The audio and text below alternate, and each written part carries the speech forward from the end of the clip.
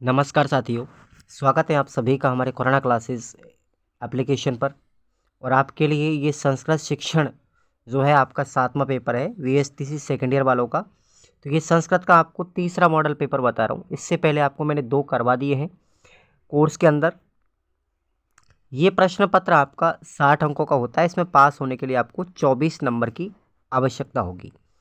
समय आपको 3 घंटे का मिलेगा करने के लिए। तो आप लोग इस मॉडल पेपर को पूरा एक बार ढंग से बारीकी से पढ़ के जाएंगे। सबके सब आपको जो कंटेंट मैं दे रहा हूँ ना, आप इनको अगर नहीं पढ़ के जाओगे तो इसमें मेरी कोई जिम्मेदारी नहीं है।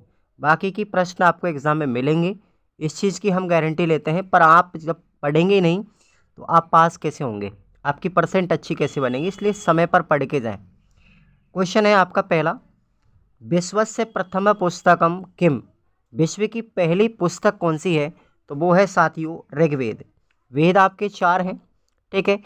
ऋग्वेद, सामवेद, अथर्ववेद और यजुर्वेद। तो जो हमारा ऋग्वेद है ना, ये हमारे विश्व की पहली पुस्तक है।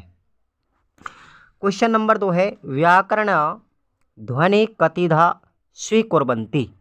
व्याकरण की ध्वनियों कितने प्रकार की होती हैं, कितने प्रकार से स्वीकार किया गया है? तो व्याकरण में 2 प्रकार की ध्वनि होती है। कितने प्रकार की? 2 प्रकार की, स्वर और व्यंजन। 2 प्रकार है ना, एक तो स्वर है और दूसरा व्यंजन। तो द्विधा का मतलब होता है 2 प्रकार की। तीसरा क्वेश्चन है, स्वयं राजन्ते इति के।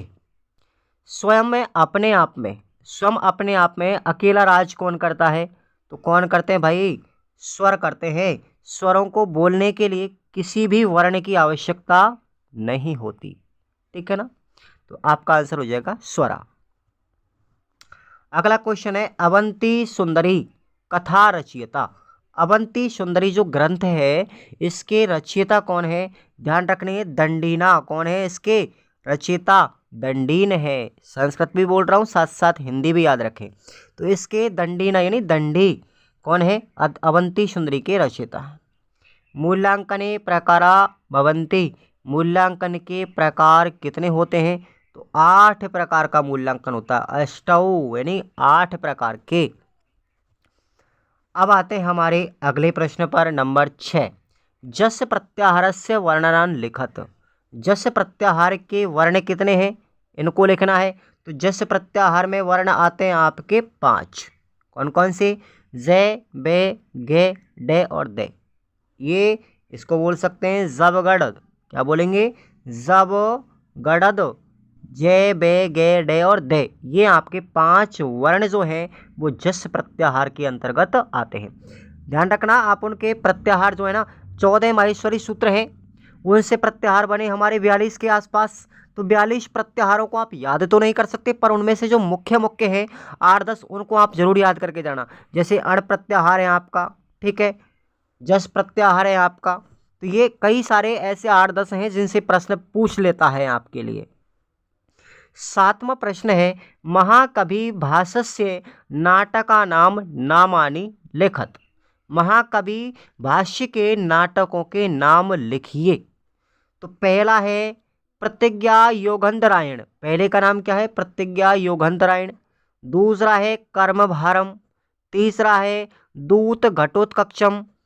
5वां है, अगला देखेंगे, चौथा है उरुभंगम। नेक्स्ट है दूत भाग्यम, दूत वाक्यम। फिर है पंचरात्रम, बालचरितम, स्वप्नवास दत्तम, अभिमारकम, चारुदत्तम। ये इसके क्या हैं? ग्रंथ हैं भाई, ये नाटक हैं महाकवि भाष्य के। नेक्स्ट हमारा क्वेश्चन आता है अगला, 8वां क्वेश्चन, कारकस्य किम लक्षणम। कारक के क्या लक्षण है?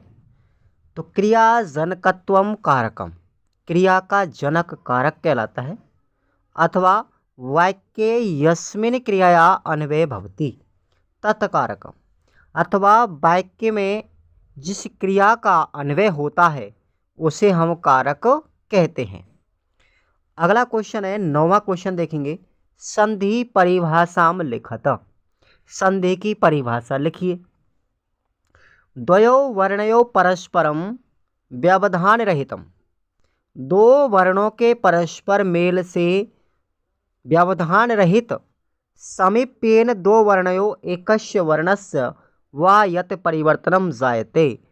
दो वर्णों के परस्पर मेल से एक वर्ण के अंतर्गत जो परिवर्तन होता है तत् परिवर्तन विकार संधि व उच्यते। उस परिवर्तन से उत्पन्न जो विकार होगा उसे हम संधि कहते हैं। अगला क्वेश्चन है 10वां। संस्कृत शिक्षणस्य पारंपरिक विधीनां नामानि लिखत। संस्कृत शिक्षण की पारंपरिक विधियों के नाम लिखिए। तो पहली विधि का नाम है व्याकरण विधि, दूसरी है भंडारकर विधि और तीसरी है पाठ्यपुस्तक विधि। अगला क्वेश्चन देखेंगे। भंडारकर विधिना का विशेषता अस्ति। भंडारकर विधि की क्या विशेषता है? अयम विधि भाषा वर्गीकृत तस्य सरलतया प्रस्तुतिकरणम करोति। यह विधि भाषा के वर्गीकरण को सरल रूप में प्रस्तुत करती है। यह विशेषता है आपकी भंडारकर विधि। अगला है वेदस्य षडंगानि कति सन्ति। वेद के 6 अंग कौन कौन से हैं? तो देखो, पहला अंग है शिक्षा, दूसरा है कल्प, तीसरा है व्याकरण, चौथा है निरुक्त छंद, पांचवा है ज्योतिषम और छठवां है ये हो गया ना निरुक्तम और दूसरा है छंद। शिक्षा, कल्प, व्याकरण 3, निरुक्तम 5, 4 हो गए और छंद आपका 5वां और ज्योतिषम आपका 6वां। तो ये 6 अंग हो गए वेद के। अगला क्वेश्चन है 10 कुमार चरितम केन रचितम। 10 कुमार जो चरित है ये किसके द्वारा लिखा गया? ये साथियों दंडीन के द्वारा लिखा गया। अगला है मूल्यांकने कति प्रकारा भवन्ति तात लिख्यता। मूल्यांकन 4 प्रकार का होता है। कौन कौन सा? प्रवेश मूल्यांकन, खंड मूल्यांकन, दोष निर्णायक मूल्यांकन और संकलन मूल्यांकन। 15वां क्वेश्चन है मूल्यांकन प्रविधि विशेषता लिख्यता। मूल्यांकन प्रविधि की विशेषता देखो। मूल्यांकन प्रविधि स्पष्ट भवेत्। मूल्यांकन प्रविधि स्पष्ट होती है। से प्रविधम प्रयोगे सरलात्। इसका प्रयोग सरल रूप में होता है। तस्य प्रविधि समुचितम व्याख्याम संभवित। इस विधि में समुचित रूप से व्याख्या संभव हो सकती है। प्रविधिना उचितम परिणाम प्राप्नुत। और इस विधि से उचित परिणाम भी प्राप्त किया जा सकता है। अगला क्वेश्चन है 16वां। गद्य काव्य से परिभाषा लिखत। गद्य काव्य की परिभाषा लिखिए। तो गद्य कवि नाम निक्सम वदंती। साहित्य दर्पणे लिखितम अस्ति वृत्तबंधोजितम गंधमिति। अर्थात छंद विरहित श्रव्य काव्य गद्य काव्यम इति। यथा जैसे कादंबरी, 10 कुमार चरितम। ये आपके क्या है? गद्य काव्य।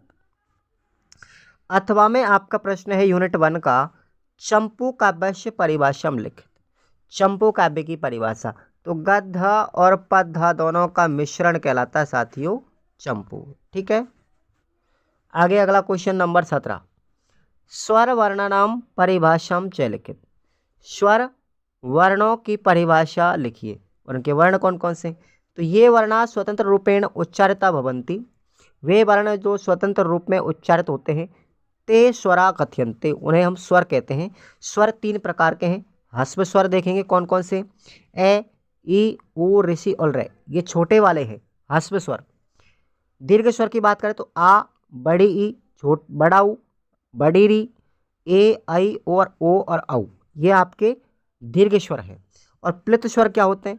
प्लित स्वर साथियों अगर हम ह्रस्व स्वर में ये वाला चिन्ह पीछे की साइड लगा दें, जैसे अपन का ए, तो ये बन गया अब ह्रस्व प्लस स्वर।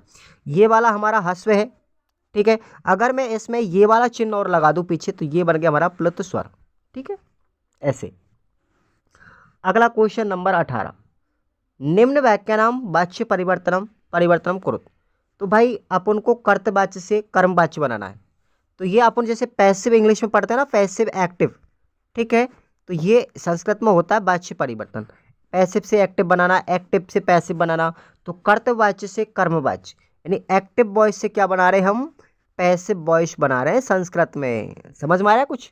तो राम तत्र गच्छति। राम तत्र गच्छति, ध्यान रखना। कर्ता से कर्मवाच्य बनाने के लिए हमको क्या करते हैं? कर्ता में तृतीया विभक्ति का प्रयोग करते हैं। तो राम की तृतीय विभक्ति हो गई रामेण। तो रामेण तत्र, ये काव्य है। तत्र गच्छते की जगह, गच्छते की जगह आएगा गम्यते, रामेण तत्र गम्यते।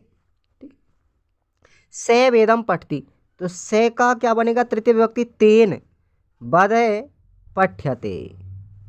अहम पाठम पठामि, तो अहम का क्या बनेगा मया, पाठ है, पठामि का क्या बनेगा पठ्यते। लते गृहम गच्छत, तो लताभ्याम गृहम गम्यते। आत्मा में प्रश्न है अव्ययकारी शब्दान निर्देशित, अव्ययकारी शब्द किसे कहते हैं उनको निर्देशित कीजिए। ये प्रश्न आपका यूनिट 2 में है।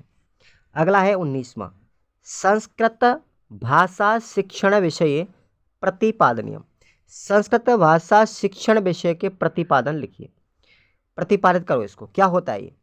तो संस्कृत भाषा शिक्षण वह शिक्षण विधेय संति, संस्कृत भाषा शिक्षण की बहुत सारी शिक्षण विधियाँ होती है। एतेषु विधिषु कतिपय विधिनां वर्णनम अत्र प्रस्तुयते, संस्कृत शिक्षणे बहव उपागम विकसिता, संस्कृत से बहुत सारे उपागम विकसित होते हैं। उपागमा संस्कृत शिक्षणम रुचिकरम सुग्राह्य च कुर्वन्ति, उपागम संस्कृत शिक्षण में रुचिकर और सुग्राही होते हैं या सुग्राही करने का काम करते हैं। उपगमे छात्र केंद्रित शिक्षणम महत्वपूर्णम भवति, उपागम छात्र केंद्र शिक्षण में महत्वपूर्ण होता है। अथवा में आपका प्रश्न है देखेंगे अधिगमस्य विषय स्पष्टीकरणम कुरुत, अधिगम के विषय को स्पष्ट कीजिए। तो ये प्रश्न आपका यूनिट 4 में मिलेगा। अगला क्वेश्चन नंबर 20 देखेंगे, प्रश्न पत्र निर्माण प्रक्रिया निर्देशनम कुरुत, प्रश्न पत्र निर्माण की प्रक्रिया को निर्देशित कीजिए। तो इसके आपको चरण याद रखने, पहले चरण में क्या करेंगे, उद्देश्य नाम निर्धारणम संस्कृत साहित्य से त्रिविधा, उद्देश्य निर्धारण में संस्कृत साहित्य की 3 विधियां आपको याद रखनी, जैसे गद्य पद्य व्याकरण नाटक रचनाम आधारित कृत्य व्यवहार परिवर्तन रूपे उद्देश्य नाम निर्धारित। दूसरा सोपान है व्यवहार परिवर्तन रूपे उद्देश्य नाम आधारीकृत भारस्य निर्धारणम उद्देश्यम नाम भारस्य अंकानाम रूपे परिवर्तनम। तृतीय सोपान में विषय वस्तु दृष्टया महत्व निर्धारणम यथा विषय वस्तूनाम उद्देश्य नाम च संतुलितम क्रियते।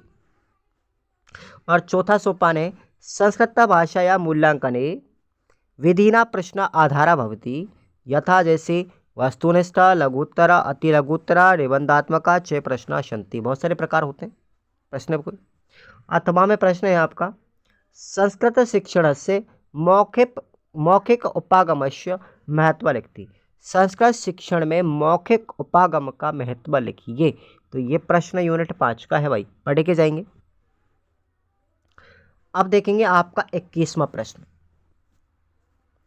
चतुर्दशानाम माहेश्वर सूत्राणाम नामानि कानि सन्ति, 14 माहेश्वरी सूत्रों के नाम लिखिए। भगवान शंकर के डमरू से उत्पन्न हुए थे बजाते वक्त।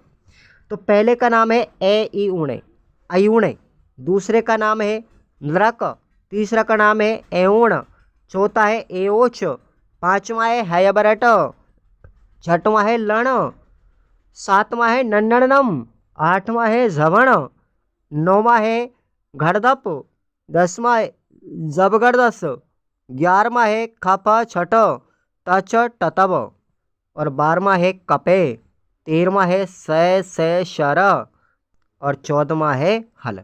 ये साथियों से प्रत्याहार भी बनते हैं, प्रश्न कई बार पूछा जाता है। अथवा में आपका प्रश्न है भाषा अनुवादे विधौ शिक्षके किम क्रियते, भाषा अनुवाद विधि में शिक्षक क्या कार्य करता है। तो ये प्रश्न आपको तीसरी यूनिट का है। अगला प्रश्न आपको श्लोक दिए जाएंगे साथियों, उनका आपको हिंदी अनुवाद करना है। तो बड़ा अच्छा क्वेश्चन है ये, कैसे करेंगे। ने चोरहार्यम ने राजहार्यम ने भ्रातभाज्यम ने च भारकारी वये कृत्ये वर्धत एव नित्यम विधाधनम सर्वधनम प्रधानम। इसका हिंदी अर्थ क्या होगा, न चोरहार्यम न राजहार्यम, विद्या एक ऐसा धन है ना तो चोरों के द्वारा चुराया जा सकता, न राजा के द्वारा टैक्स लगाया जा सकता, ना तो भाइयों के द्वारा बांटा जा सकता, ना ही इस पर कोई भार लगाया जा सकता, बल्कि व्यय कृते वर्धतम एव नित्यम, इसको व्यय किया जाएगा तो ये प्रतिदिन बढ़ेगा। विद्या धनम सर्वधनम प्रधानम, विद्या सभी धनों में प्रधान धन माना जाता है। समझ में आया? अगला क्वेश्चन, आलस्यम ही शरीरस्थो महानिरपु। आलस्यम ही, देखो, आलस्यम ही मनुष्य शरीरस्थो महानिरपु नास्ति उद्यम समो बंधुम कृत्वा यम नावसीदति। आलस्य ही मनुष्य के शरीर का सबसे बड़ा शत्रु है। वही अगर बात करें परिश्रम, नास्ति उद्यम समो बंधुर्यम कृत्वा नावसीदति, तो मेहनत उसका सच्चा मित्र है, परिश्रम उसका सच्चा मित्र है, जिसको करने से व्यक्ति कभी भी दुखी नहीं होता है। इसलिए व्यक्ति को आलस्य करने के बजाय हमेशा मेहनत करना चाहिए। ठीक है, आलस्य करने वाला दुखी रहता है, तो ध्यान रखेंगे इसका हिंदी अर्थ। अथवा में प्रश्न है, संस्कृत भाषाया मौखिक विकासस्य मूल्यांकनम इतस्य वर्णम विधेयम। संस्कृत भाषा के मौखिक विकास के मूल्यांकन को कैसे कर सकते हैं, इसके बारे में आपको वर्णन लिखना है। तो ये प्रश्न आपका यूनिट 5 में मिलेगा। तो आपके यहाँ पर संस्कृत भी कंप्लीट करा दी मैंने, इनको आप लोग पढ़ के जाएंगे। इसी के बेस पर आपको पहला क्वेश्चन ये मिलेगा। ठीक है।